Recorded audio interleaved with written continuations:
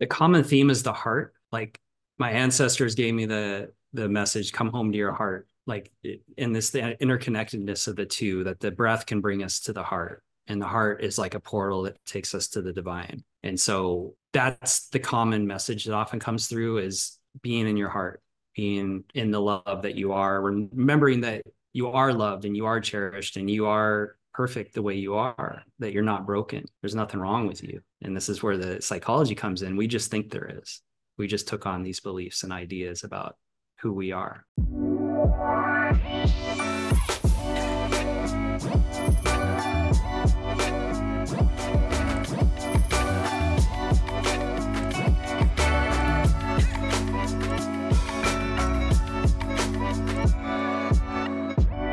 Welcome, everyone, to this episode of First Contact. Today on the show, we have Jason Donaldson. Jason is a galactic shaman and a psychotherapist, so I'm very excited in this conversation to actually see how that journey happened. And also, so Jason and I, for a bit of context for all you listeners and viewers, we met in Sedona, and I'm sure by this point you've heard some of my other interviews with some of the other amazing guests that I also met on my travels recently. It was a very expansive kind of place to be in. And yeah, Jason was one of the incredible people that I met in Sedona. And so I'm very, very thrilled to have you here today. Thanks. It's great to be here. It's great to connect with your audience. Yeah, absolutely. So take us back, just so we can contextualize this whole conversation. Just take us back to where it all first started. What does that look like for you? You mean my personal journey of to becoming a Just like galactic that shaman? moment And of, yeah, that moment. Well, tell us a little bit about, we want to know who you are before your galactic awakening as well. But then how did that opening actually happen for you? What were some of the key moments in that? it was a lot of little things and kind of putting it together and these moments of insight and epiphany that happens for so many of us, where it's like you start to recognize these patterns and seeing beyond the pattern, like a doorway opens and this epiphany or insight comes through, download even. And for me, a lot of it was being really sensitive. And I realized there's another form of neurodiversity that maybe hasn't been talked about much, is basically like being wired like you're on mushrooms all the time. So we Yeah. have like ADHD, dyslexia, autism, and it's all neurodiversity. It's all just a different kind of human. And then there's some of us that we're basically on mushrooms all the time, and we're getting visions and we're feeling things and we're sensing stuff. We're picking up energy from others. And that's been called and being empathic or empath, a highly sensitive person. There's all these different labels, but really it's like just the sensitivity and an awareness to the consciousness and energy around us. So I had that growing up, and it was very confusing. And I have a really powerful intellect that will create stories and take on thoughts and really run with it. And it requires like meditation practices and guidance. And I really didn't have that. So early on, it was a lot of like playing in the darkness and like seeing ghosts and stuff visiting me in the middle of the night and some like alien type stuff too, I'm sure. But I always thought it as in the context of being negative or bad. But what ultimately I realized is as that kept happening, it's like, well, wait a minute, if I'm experiencing all this weird paranormal stuff that everyone's saying isn't real, and yet I know it's real, then God, the universe, the light, it must be real too. Like the counter to that, the opposite of that must be real. And so that helped me really confirm that there was a God, that there was a divine essence in the universe, a guiding, organizing principle kind of thing. And with that knowledge, made life a little easier, but I never really found the magic and the mystery I wanted in the world until I got older. I kept looking, but it was almost blocked from me. And it was all very science based and very, this is the way reality is. And there's no such thing as dragons and all these things that I felt at a subtle energetic level. And that most kids do, is there's these other realms that coexist alongside of us. And we kind of stuff that away as adults, and then it reemerges at some point. And that's what happened with me, where it started reemerging. I couldn't suppress the sensitivity with like drinking or drugs or working or focusing on all these things, and I had to embrace the spiritual aspect of who I was. And so I moved to Arizona from Washington State, and found a teacher that would teach me tarot cards and channeling and answer all my questions, and still always seeking, always trying to fix myself because I had all this trauma and things I experienced from my childhood that I knew there was an answer and a solution to. And I never really found it. I found little things that kind of helped and fixed me for a little while, but it always came back. And so ultimately, I had to find the spirit within me and feel the emotions that come and have like physical pain in the body, but always remembering there is this spirit, this essence inside that is indestructible and invincible. And that's what I guide people to. And I think that's ultimately what's going to bring us first contact, as well as we connect to what's been called the love inside of us. As we love the emotions that come up for us, as we love our nervous system back into a calm place, letting the mind kind of settle down, it allows for more of an expansive awareness of what's all around us. Because I've always been good at manifesting information. I'd want to know about my past lives. I wanted to know what happens when I die. I want to know what I did in Egypt and all that, because it didn't feel good. And it was all revealed to me in a loving way in the right amount of time. And I got a lot of the answers I sought out. And then I tried to explain it to people. And they're just like, nobody can know that. Nobody knows what happens when you die. And I'm like, I do. I know what happens when I die, but I Right. don't know what happens with everyone else. And then I went to college and got a master's in marriage and family therapy, and to be more reputable. And the degree helps, that way people don't think I'm a total nutcase. But I try to always bring the balanced energy from the cosmic forces and basically our galactic star brothers and sisters. I experience them more as an energetic field, which, a lot of channelers and people like yourself too experience them that way, I'm sure, where it's an energy. And then you start to see ships. And then pretty soon there's like beings incarnate as humans that are like, you're like a Palladian or something. Yeah, I see it, we see the aspects in them. And then eventually, yeah, like an actual landing and stuff. Yeah, wow. So, I mean, you said that as a kid you kind of always had this sense, and I think a lot of us did. I mean, I can relate to that. I always kind of felt there was a magic in the world, and some people sort of get convinced that the magic's not real, and other people like us, I think we seem to hold on to that a little bit longer for whatever reason, whatever purpose. There's a part of us that doesn't want to let that go, or doesn't want to believe that that's not real in some capacity. I am curious what that transition was, if there were any key moments where you went from that, all the adults telling you that this is not real, to you actually having a tangible proof that yes, this is exactly true in the universe, and it is what I think it is. Yeah, I'd show up in signs and confirmations. And there was an experience with my dad one time where I went to visit him, and he was staying on a boat at the time in Lake Washington. And it's one of those old Chris Craft boats, like a 45 footer, and you got the two beds up front, like side by side. It's like twin beds and like a walkway in between. And so he said he was having problems sleeping at night. And I was like, oh, okay, yeah, I can sleep through anything. But that night, I woke up in the middle of the night, and I felt like something looking at me, right? And I'm like, that's kind of weird. And I roll over, and there's like this little fuzzy energy like standing there between us, looking at me, kind of like confused. I got the energy. It was kind of confused what was going on. And I'm like, oh, okay, that's weird. And at the time, I didn't have any tools to like navigate that or have much understanding of what that was. I'm like, okay, it's one of those weird things again. I'm just going to roll over and go back to sleep. One of the shadow people kind of things. And then next morning, I asked my dad about that. I was like, this is going to sound weird, but there's like this, energy I saw last night. And he's usually open to that stuff. He has an awareness of it too. And he's like, oh, you saw that, huh? I'm like, yeah, what was that? He's like, I'll tell you exactly what that was. That showed up right when I started doubting there was a God, like there was this divine presence in the universe. And so it was like something he was like creating or drawing to him, this negative field of energy. And I was like, oh, okay, well, that's interesting. And then the next night, I wake up again in the middle of the night. He's actually like choking and coughing, doing the sleep apnea type thing. And I roll over and look, and this thing's like sitting on his chest, like choking him. And it's like a smoke type fuzzy thing energy. And I don't know if I said this in my head or out loud. I'm like, get off him. And the thing like turned and looked at me, and I didn't see a face, but I felt that it look at me, and I just like had this wave of fear. And then I like closed my eyes, and it was almost like it came right in the back of my head. And this is how this stuff works: is it comes in as thought forms and ideas and things to kind of trick us into getting into these negative thinking patterns.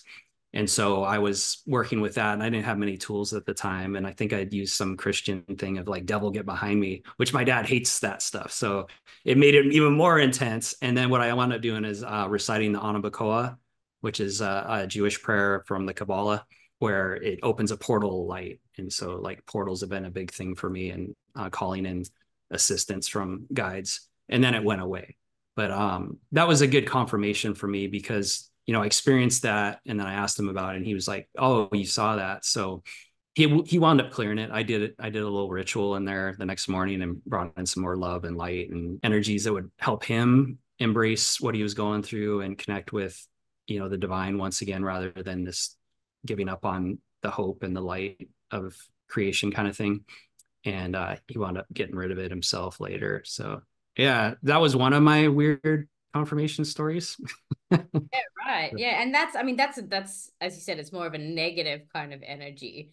That's what So I experienced earlier on. Yeah, yeah, and because and I think where a I lot was of at people do. times. I think a lot of people do because my early experiences were quite scary as well. Mhm. And I think sometimes it's just maybe it's a vibrational thing. We're more kind of receptive to that. Because I think it takes a bit of inner work to vibrationally match some of the higher beings, right? Well, that was my experience anyway. Maybe not true for everyone, but in my experience, I also started off with like supernatural, like kind of negative entities. What that did for me was it just, if anything, it just opened up the belief that this kind of thing is possible. But then it was years later and down the track that the more positive beings started coming in. So I'm curious if you had a similar experience that later on then you started to meet maybe some more of the higher vibrational kind of energies that are available to us. Well, it's true. Like meets like, and resonates with that. And really, it all serves. Even like negative is kind of a judgment of what's preferred. Like obviously, yeah, we're going to call it negative because there's these thoughts that bring us down and make us feel sad. And basically, what I realized is stuff will meet us where we're at. Even like I work with the Natiru, which are the Sirian beings, like our star brothers and sisters from Sirius, the Natiru, the Egyptian gods and goddesses. But I experience them more as like cosmic energy. And when I was doing my SecChem training, we do initiations, like guided journeys to meet the different, energies. And when some of them would show up, it would be really intense and scary. And it was almost like they were testing me because in my other lifetimes, I didn't do so well. I wasn't like very conscious of how I was utilizing power. So in this lifetime, it's got to be very much about integrity and following the path of, transparency and everything. And so they would kind of scare me to see if I was going to attack them or at least be neutral. And so as I was neutral and I just worked with regulating my nervous system, they would shift and change. And this is what's important about the Sirians and, some of the like the magic and stuff that's been used with them is they'll meet us where we're at. So they'll work with people that are at a darker place that have a service to self agenda, but they also work at a very high level. So it's basically the same thing we're saying is like where as we grow and evolve and realize we don't want to hurt others and we don't want to like take advantage and we don't do things because we've learned in other lifetimes what that's like or we've experienced in this lifetime.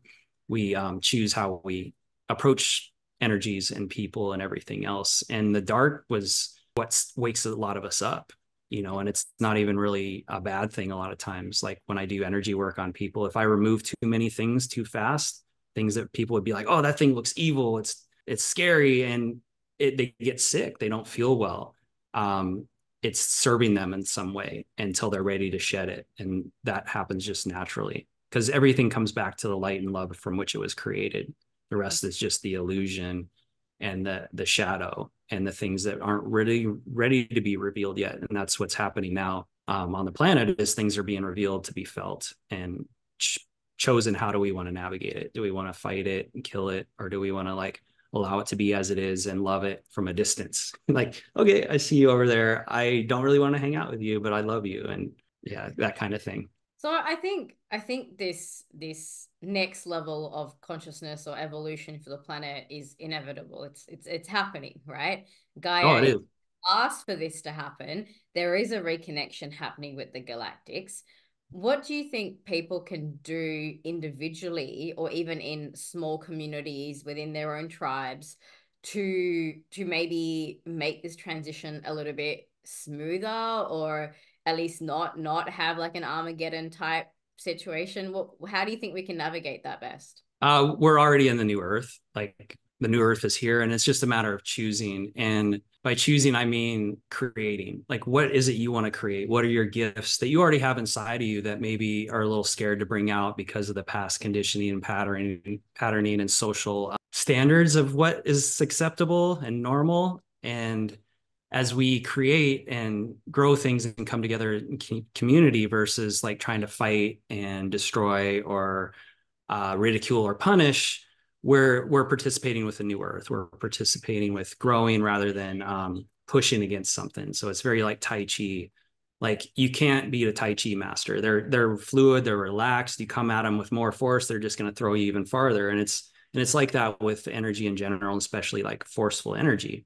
Is you be like water, and that's a common theme in the new earth is working with the emotion and being fluid and adaptive, like water, the feminine, to feel and sense. And then, oh no, thank you. Yeah. Oh, I feel you. I acknowledge it. And no, I'm not engaging with that. But we still got to participate as humans. And that's one of the things that was confusing as a healer is things would keep coming around. It's like, I thought I healed that. I thought I worked on that. I went to this healer and they got rid of that. And then it came back again. And so the universe will always kind of offer us that again. And it's like, no, I feel it. Oh, okay. I love you. Thank you. And moving on. So that's what I'd offer is what is it you want to create? What is it you want to see in the world? And what is already in your world that you can move towards and support versus trying to tear down something that you think is keeping that thing from growing and expanding. Because you don't want to fight people that fight for a living. It's just not a good idea. Well, I think that's a really important point. And there is this attitude of fighting, and I see this in a lot of spiritual communities as well. In fact, there are entire movements built around the whole spiritual warrior concept. And I look at that and I just, it personally doesn't resonate for me because I feel like anything that you fight, even if it's spiritual or got the name spiritual attached to it, I think it's still coming from that energy of that war-like kind of energy. And I think as we, the only war really is within us, right? So, and then we see that externalized. So I think you've hit a really important point there by saying, yeah, let's not do that. Let's be like the water. Let's flow through that. So now you connect with, you said these Sirian beings. Are there any other beings that you connect with? Yeah. Well, do you mind if we touch back on what you were just talking about? Because I Yeah, think it's important. absolutely. Yeah.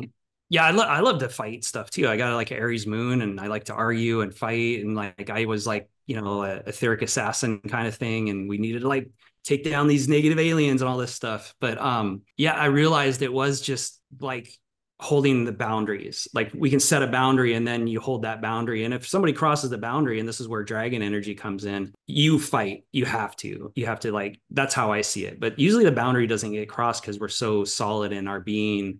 And this is what Jesus, I felt, said was, I am the sun. And I feel like he meant I am the sun, and I am this radiant energy, and nothing can come into my field. It'll come in proximity, but it'll get moved away. And so it's like as we embody more and more of that from a place of sovereignty inside of us, there's less need to fight. But in the beginning, sometimes we do need to fight. And sometimes we do need to like claim our ground, claim our space, and really breathe and expand and use that energy to plant the post. Like I got the vision of Gandalf and like the Lord of the Rings when he's like, "You shall not pass," and he puts his staff down, right? And the demon's trying to come out of the underworld, and he's holding that boundary against something he knows is not going to be good for the sacred. And so I think it's a balance, like all things. Oh, absolutely. And I mean, yeah, we really could go into the nuances of the various types of that energy because there's the sword like I'm going to go in with the sword with everything versus I'm just going to be solid and sovereign. And I think again, there's a space for these different kinds of energies. I am curious as to some of the wisdom that you've received from the galactics. And I know you mentioned the Sirian beings, maybe there's others included in that you can bring in as well when you've had your connections with these other dimensional or higher dimensional energies and beings, what advice or guidance have they given you with regards to our evolution of consciousness? The common theme is the heart. Like my ancestors gave me the message, come home to your heart. Isis often gives a message of the heart and the breath, the breathing, like in this the interconnectedness of the two, that the breath can bring us to the heart. And the heart is like a portal that takes us to the divine. And so that's the common message that often comes through is being in your heart, being in the love that you are, remembering that you are loved and you are cherished and you are perfect the way you are, that you're not broken. There's nothing wrong with you. And this is where the psychology comes in. We just think there is. We just took on these beliefs and ideas about who we are. Yeah. Yeah, and so much of that is shaped in childhood experiences, right? I mean, I know in psychology they talk about this as well, where you develop all of your programs what in the first 7 years of life, right? And then that becomes the repetition for the rest of that. So for let's just play the other side of the coin a little bit. So we know that yes, it's all about the heart, it's all about the love, and we look at the world outside and we see countries at war with each other. We see people in poverty, even in the 21st century. We see, even within family units, there's fighting, there's disharmony, there's addiction, there's violence, there's so much going on. And for people who are having those sorts of experiences or had those sorts of experiences that may now be healing from that, what practical things can they be doing to help them move into that higher level of consciousness? Well, most people aren't breathing. Most people aren't getting much oxygen. And also in the breathing, as we expand our breath, emotion comes up. And so sometimes it's not always safe to feel our emotion. And once it is, it seems to come in floods. And if we're using our mind to try to figure it out, or if we're reliving the story, it can feel like you're going to get stuck in it. And that's what depression is a lot of times. I struggled with depression and anxiety for a long time, and actually was on medication in my 20s for that, until I realized, oh yeah, I got to come to my heart. I got to come to the neutrality and witness the madness in my mind and feel the results of the trauma in my nervous system, and really not make it wrong or bad. That's a lot of it too, is we take on like, why did that happen to me? I must be bad. I must have done something wrong. I'm not manifesting properly. And, we're on our journey and we can't always tell, like, is this, did I sign up for this? Maybe I'm clearing this for the collective. Maybe I went through this experience so that I can make it easier. I can path cut for others behind me. That as I do my work, as I love myself, as I love the ones that hurt me, even that, no, that's super challenging. That doesn't make it right what they did, but can I just hold neutrality towards them and when the time is right, and not let them continue to hurt me, kind of thing. And that comes with time, and it takes a while. I get it, because sometimes the anger is fine. That's perfect. And the more we do that, the more it helps everybody. And so those of us that are in a place where we're doing well in life, and like in Hawaii, I'm blessed to live in Hawaii, and I came here and I learned about aloha, from an outsider's perspective. And here we try to share aloha. We share like a smile. We share like a shaka. We make time to like talk. We share food. And it's not only sharing, but like it's the love, it's the breath. It's a huge thing. And you had to go out and just smile at somebody that is maybe in pain, and not everybody is okay with the smile too. So yeah, where I grew up, we didn't smile at each other, and I come to Hawaii and everyone's, for the most part, smiles, and they smile back, and it's just this beautiful thing. So this is a hard one, because that stuff is occurring, and it's almost like there's this these different timelines that are coexisting, and what are we choosing, and is there a way I can assist without getting caught up in it and feeding it, kind of thing. So like if people come to me and they want assistance and they're genuine about it, yeah, I'll help them, and if there's somebody that's struggling and I try to help them and they really don't want the help, or they say they do, or they don't want to pay for it, not that it's about money, but there's got to be an exchange, and the exchange could be a trade or something else. But like often people say they want to change, but they don't want to give up who they think they are or the pain in order to get the truth of their being and who they really are. And I know I did that for a long time too. I thought I needed my experiences and my pain to like justify having gone through them, because it was challenging. I had some things happen to me that really weren't pleasant, and I know people have had way worse too. And then I got upset about people that didn't. But it's our frequency we hold is what I see. We're like acupuncture points on the planet. So the more we can face what comes up for us as we look at those things, like as I look at things about the war, as I hear about people that tell me when they have cancer, I breathe and I feel what I feel, and try to just be the loving presence. Like, I don't really even say anything to anybody when they say they have cancer. I just offer them a hug, because I've found through my own like meandering screw ups that there's no advice that can be given. There's nothing that can be said sometimes. It's just, how can I love and acknowledge this person? And I think that's really the key, is how, and that's what I mean by the heart, is how can I love and acknowledge everything that's happening? And then from the right distance, we want to, a lot of us want to run out and try to fix things, but there's been a lot of harm done in different cultures when somebody goes in from the outside and tries to help and fix. And they're like, there's nothing wrong with this. Here, you can help us with this. But, usually they're like, no, I want to help you with this thing. And it's like, no, we need this thing. But so, yeah, it's just really focusing on ourselves. And it sounds weird and it might sound selfish, but we focus on how we feel in relation to that, and process what comes up without running away. And then if there's an opportunity to assist, we do that. And I used to mentor kids in the school, like high school and middle school, adolescent boys. And they were like the Kolohe kids. They were like the rascals. And, but they were really like explorers and warriors. And so they didn't like to like follow the rules. And they were also like these leaders. And I had to get really creative in how I connected with them and help them connect to each other. And men from the community would come and volunteer to come to these group circles we did, where we just talk about things and share what it means to be a mature masculine, and how there's no set standard of what a man is. There's these programs and ideas and things, and it's really up to each individual how they express their manhood and how they fulfill these various roles that society may deem we need to do, or that we feel we need to arise to. But a lot of it was just normalizing what's going on inside people's heads. That most of us are kind of tearing ourselves apart and being really hard on ourselves. And so as that changes, there'll be more peace on the planet, the more we love ourselves. And we can't change the thoughts, is what I realized, but you can breathe while the thoughts are going. And it's like a snow globe that's been shaken. So every time we're engaged in a thought, like a negative thought or whatever, it's like shaking the snow globe. But if we focus on the breath, give power to the breath instead, it starts to kind of settle down. And as it settles down, like space opens up for like divine thoughts to come in, a deeper wisdom and insight. And some people use like plant medicine for this, but really you can just do it with the breath, with meditation and other practices.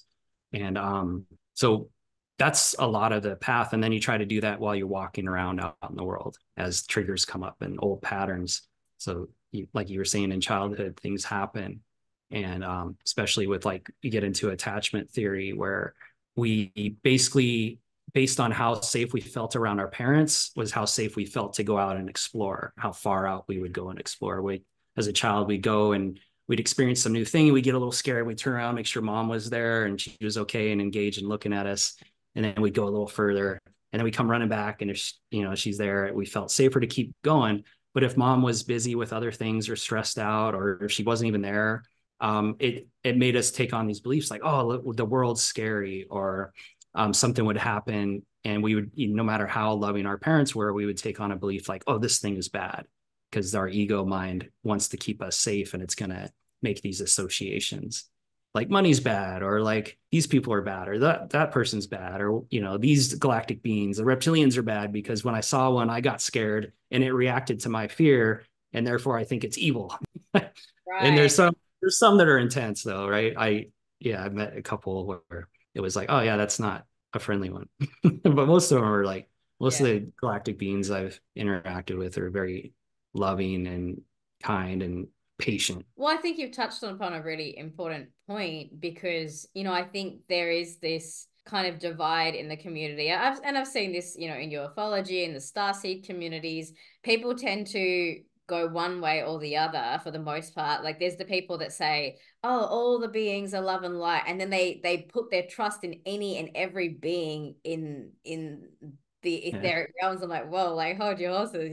And then there's the other end where it's like, they're all demonic and they're all bad and they're all trying to take us over. I'm like, okay, like they're both a bit extreme. Like, what if there's a mid ground? Just like people on the planet, there's some beautiful human beings, and then there's a handful that need a bit more love and support, and maybe haven't quite figured out how to relate to people. Maybe they're traumatized, maybe they've been abused. I don't know what the backstory is, but so I think you've touched upon something really critical there, which is that you said some beings are really patient and kind, and some beings are not. So for someone who's just kind of maybe starting out, venturing out in those realms, how are they supposed to know the difference? That's a good question, because especially if we've had trauma, any kind of new thing can sometimes push on that. And that's where I think like nervous system regulation, breathing, and I don't necessarily mean breath work. I mean, just focus on your breathing. Am I breathing? Is my belly relaxed? And focusing on that. And we can just do that in daily life. Like if we're standing in a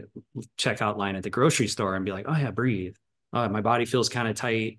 I'm noticing this energy around me, and it's like, oh, just breathe and be in my space. And so generally, once you cultivate your own inner space here, your own presence, things won't impose upon that. And if anything's really trying to tell you what to do or what you need to do, or if you're here to save the world and all that, that's usually the ego. That's usually something trying to manipulate us, because Right. we're all in this together. In fact, there's only one of us here. We're all just pieces of the whole, a holographic piece of each whole. But that's been my understanding. And the easiest way for me to discern is it something that's going to separate me from others, make me better than them or worse than them? And that's usually a good indication that it's not going to be of the divine origin. It's not going to be a very evolved being that's going to tell me how great I am, other than just to have me own my energy, my light, and my gifts to share with humanity, versus I am the savior of humanity and I need to do this thing in order to help everyone else. It could be true, but I see a lot of people go down with that, you know? I think we save ourselves, right? It's the best we can do. Yeah, yeah. At least that's the conclusion I've landed on. And I've had that savior complex in the past when I first started out, and I thought, oh my God, this is amazing. And now I need to share it with everyone because people are suffering and I need to fix them. And now I'm just like, oh wow, like actually everybody's just having their journey, and I can work on myself, and I can make my life more magical, and I can deepen my connection with my guides. And when people are ready to learn that and they want to experience that, I'm available, but I'm not going to go out there and like force it upon everyone. It's just like, no, this is really great way of life that's available, and Earth is lifting in consciousness. This shift is happening, and I think people get a choice. It's almost empowering that way to say, hey, you choose how you want the rest of the story to go. You choose your ending. You can go down kicking and screaming and have a really difficult rest of the life, or there's also a choice to shift out of that. But who am I to tell you which choice is right for you? Because maybe you want to have an experience that's ego based, and I think we need to stop making that wrong as well. Yeah, let everyone be on their journey, and like that's that, holding space. And if they're wanting assistance, is different. And what's interesting is as I go along this journey, I remember people that helped me along the way, and I find myself doing the same thing now. Sometimes I was like, oh, I just did the thing that person did for me. Like I do tarot. I was doing tarot readings at that expo, Mm. and I never thought I'd be doing that. I thought that was weird, and I wasn't going to be out in public doing tarot card readings. But it's really like helps uplift people and connect them to what they already know, and Mm. like a great confirmation. And when I saw I could do that for a couple of people, I remembered all the other readers that did that for me when I was younger, and Yeah. just Yeah. help inspire me on the path. And yeah, like why lift someone up off the path and plop them on the mountain? A lot of us want, we want the journey, and people will get mad if you try to like help them too much, because I think part of them really wants to go on the journey and have the experience, kind of Yeah. like when we're adolescent, or we're adolescents, like, and the parent still wants to help them with everything. It's like, I can do it myself, mom. And they kind of like mess it up, and the parents cringing, but you're like, you got to just let them do their thing and learn. And, even when they get into trouble and do stuff, they'll always remember what we told them, and they got to experience it themselves. They want to embody it. So Mm. I think that's what a lot of it is. And, I think we can meditate and we can send energy to places on the planet and to people. Definitely. That's what prayer is. So yeah, when we organize, we come together and we send like a neutral energy, or an energy of upliftment to the land where the people are, to remember to connect to their hearts. Like most people, even if they're really into money and materialism and everything else, they have something they love. Even if it's money, it helps connect them to their heart, and that kind of opens everything. It's like this gateway. And that's what I see. And that's why my work's easy, is because I know inside everyone is this divine spark. And it's just whether or not they want to go there, whether or not how much they want to let out of it, and how much they can listen to what's being said. Yeah, yeah, I think that's so beautifully said. Do you think having connection with guides like angelic guides, spirit guides, galactic guides, do you think that does help though along the way as you're going on the journey? Yeah, I think we're really blessed to have like all this energetic assistance, especially now on the planet. It's so much more powerful than it was in the past, just even 10 years ago. And that's why I'm coming out and speaking and sharing all these things, is I didn't really feel safe to do it. And now it's my guides are actually pushing me to like share and talk. And so others will do the same. And so we can create the reality we want. Mm-hmm. And there's others that are doing their reality they want, and it's not always in alignment, and that there is like a split and a separation that seems to be happening. And we're still going to see that for a while, and then eventually it may look like a bunch of people die, and that could be and from our perspective and from their perspective, it probably looks like we all die. That's what's weird about the multidimensional reality in which we live. There is no time. We're in a giant void space that's being filled with divine thought, creating like nature and everything else. And then we have our personal thinking about everything within that creation. That's like the glasses we put on. And so I help people like change the glasses or just drop them down a little. And like a lot of healers do, a lot of like shamans and various modalities we use, is like we just help people remember like what they hid from themselves to go Right. on. Yeah. Because Well, you I do love energy work the too, way that right? you phrased it. You said what we hid from ourselves. It's not like anyone else hid it from you, right? Like we chose to have this experience, and then we're also choosing to awaken from that. And I think that's again where the choice element comes in, right? Yeah. Yeah. It's like we're going back to unity and oneness. We're going back to love at some point. It's just like, how long of a journey do we want to take? But eventually everything comes back to love from which it was created.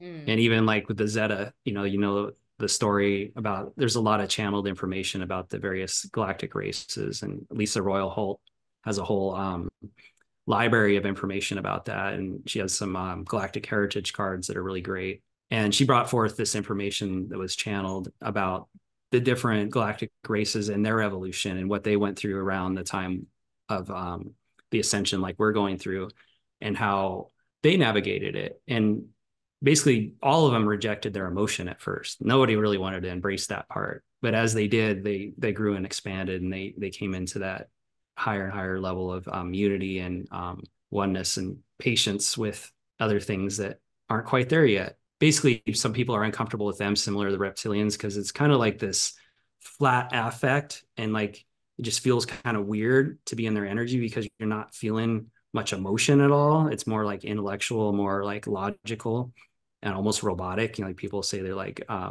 bioengineered robot type beings or something like that. And it's like a being that tried to shut off themselves from their emotions, and through like genetics and just trying to stifle it every time it came up. And it almost destroyed their race. It almost destroyed their civilization, because we need the emotion.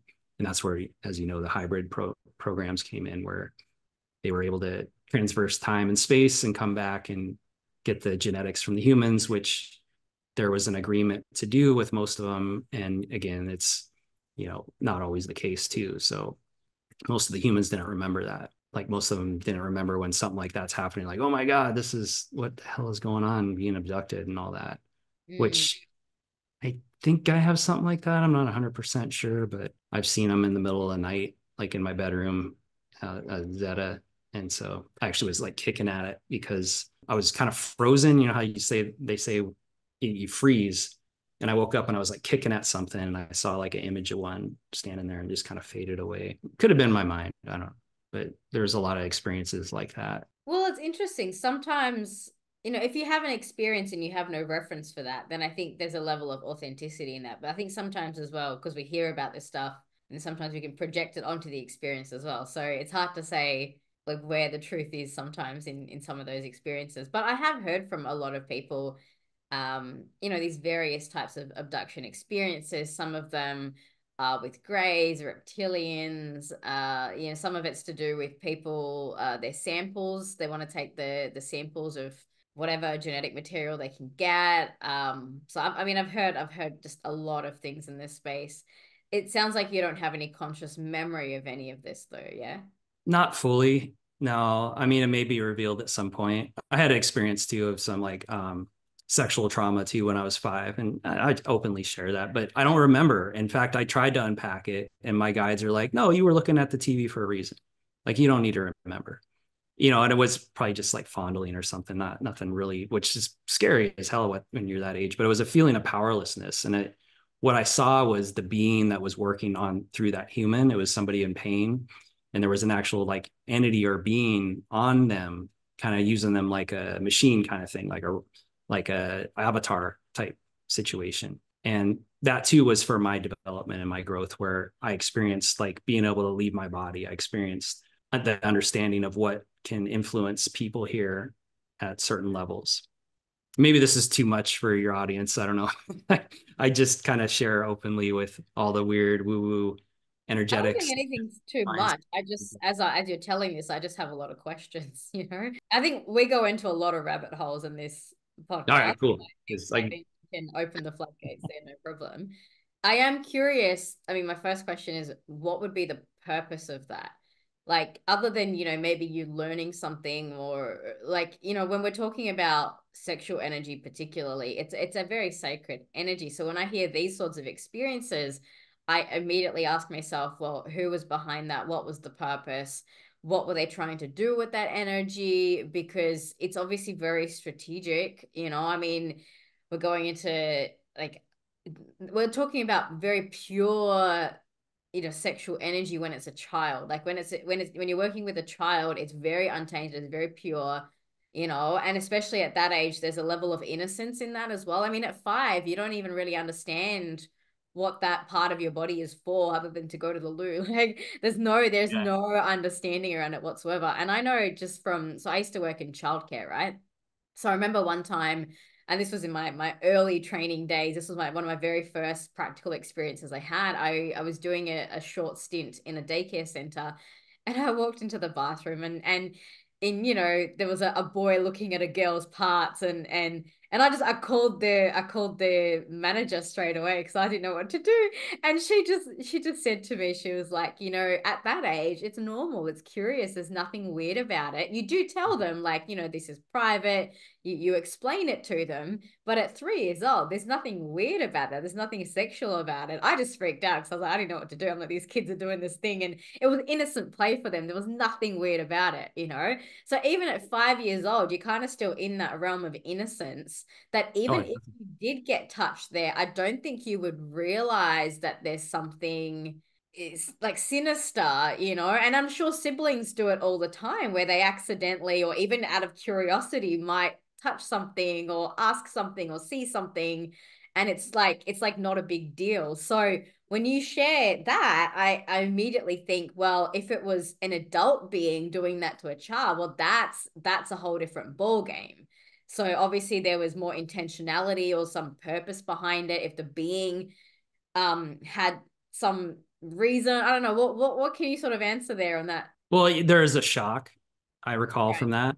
Like I You that was you doing a lot remember of, you remember yeah, I was feeling. doing a lot of shadow work and looking at why I behaved the way I did, and a lot of it was not feeling safe, and it kind of led me to that experience, which I had no idea. I knew something happened, but I never really knew what it was. And I don't know that knowing this really helped my life all that much, but I wanted to know, so it was revealed at some point. But there was shock. There was like, I think it's used for power. It's used by someone that's not very conscious, that is just kind of, they have an idea pop in their head and they just go with it, kind of like an addict. It's like, oh, I don't know. This is what I do. And so there was an element of that. And for me, who knows, maybe that's something that I needed to experience so I don't abuse my power. And so I don't take advantage of people. That could have been something I needed to experience from other lifetimes.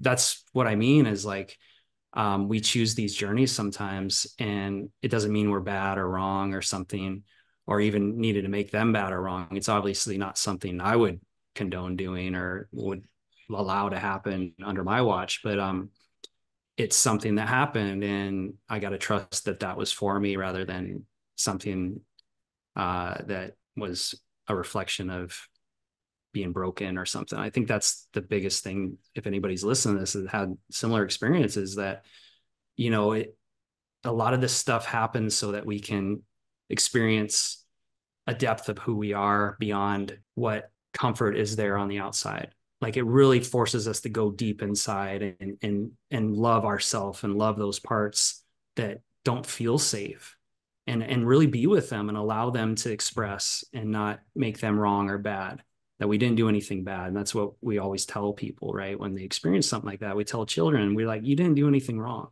That wasn't your fault. Mm. And there's some research showing that when the adults don't react, like get all upset and yell and scream and throw a big fit, but they take care of business, you know, they make sure that doesn't happen to other kids. When they don't show a big reaction to the child it happened to, they adjust a little better. It's a little smoother of an adjustment, because they're like, oh, everything's okay. But when everyone gets upset, they're like, the kid's like, oh, what did I do something wrong? They must be mad at me. So it's very much all about it's just all about consciousness here. We're at a very dense planet, very high level of density here. And at this time, we're bringing in a lot of like cosmic energy and awareness and love simultaneously coexisting with this level of density. And it's never really happened like this before. It's really exciting. We're doing something that is just like mesmerizing the whole universe. Like, all these ships are showing up, all these beings are watching us. It's like, wow, look at, they're doing it. And they're doing it in a way that nobody's ever done before. This is amazing.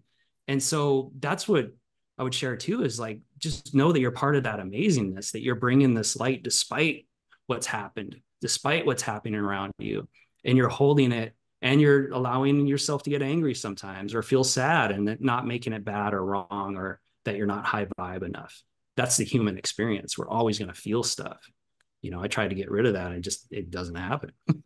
We're human. To be high five all the time. To anyone listening to this, it is absolutely impossibly unrealistic because yeah, I mean, we do experience and feel things, and I think it's part of the human experience. And if somebody has been through something that's deeply traumatic, please seek healing, please seek professional help, because you can move past it. You can reclaim your life from that point forward. It's you know, to any, I have to say this, to anyone who's had that kind of experience, abusive, or where they've been in a position where they felt like they really didn't have power due to maybe an authority figure, or someone that was physically strong, or whatever it might be. You know, I'm firstly deeply sorry that you had to go through that.